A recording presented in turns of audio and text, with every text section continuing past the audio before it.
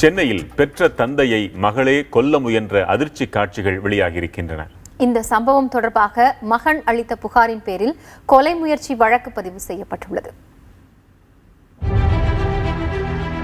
சென்னை கீழ்ப்பாக்கத்தில் உள்ள தனியார் மருத்துவமனை ஒன்றில் சிகிச்சை பெற்று வந்த தந்தை ராஜகோபாலை மருத்துவரான மகள் ஜெயசுதா கொலை செய்ய முயற்சிப்பது போன்ற காட்சிகள் சிசிடிவி கேமராவில் பதிவாகியுள்ளன.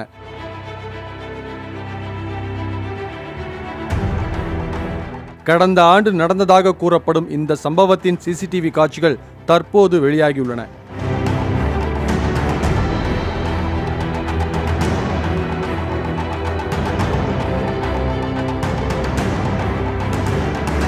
சுய நினைவின்றி இருந்த தந்தையின் கைரேகைகளை சில பேப்பர்களில் பதிவு செய்யும் டாக்டர் ஜெயசுதா தந்தைக்கு மருந்து செலுத்தப்படும் குழாயை அடைக்க முயற்சிப்பது போன்ற காட்சி அதில் இடம்பெற்றுள்ளது.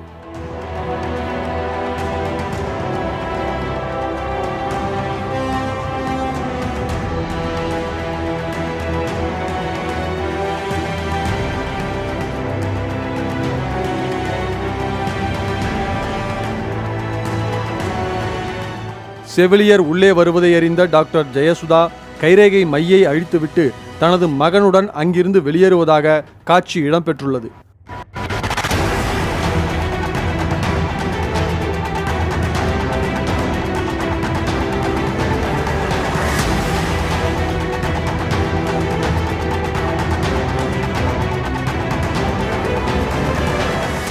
மருந்து குழாய் அடைக்கப்பட்டிருப்பதை பார்த்த செவிலியர் உடனடியாக அதை சரி செய்கிறார்.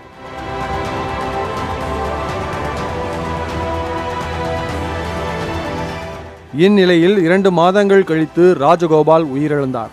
இது தொடர்பாக அவரது மகனும் டாக்டர் ஜெயசுதாவின் சகோதரருமான டாக்டர் ஜெயபிரகாஷ் வழக்கு தொடர்ந்தார்.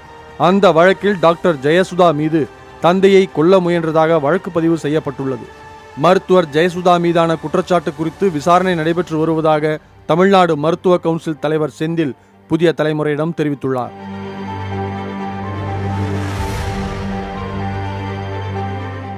வீடியோ கிளிப்பிங்ஸ்லாம் பெருஸ் பண்ணதில் பிரைமா ஃபேசி எவிடன்ஸ் இருந்தது. இதை பேஸ் பண்ணி நாங்கள் ஏற்கனவே ஒரு ஷோகாஸ் நோட்டீஸ் வந்து அதில் அக்யூஸ் பண்ணப்பட்ட டாக்டர் ஜெயசுதா மிச்ச ஒரு 2 டாக்டர்களுக்கும் நாங்கள் ஒரு ஷோகாஸ் நோட்டீஸ் அனுப்பியிருந்தோம்.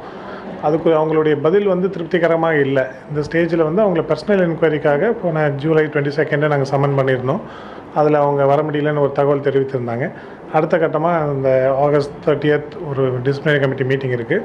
அந்த மீட்டிங்கை அவங்கள நாங்கள் சம்மன் பண்ணுறதா இருக்கோம்.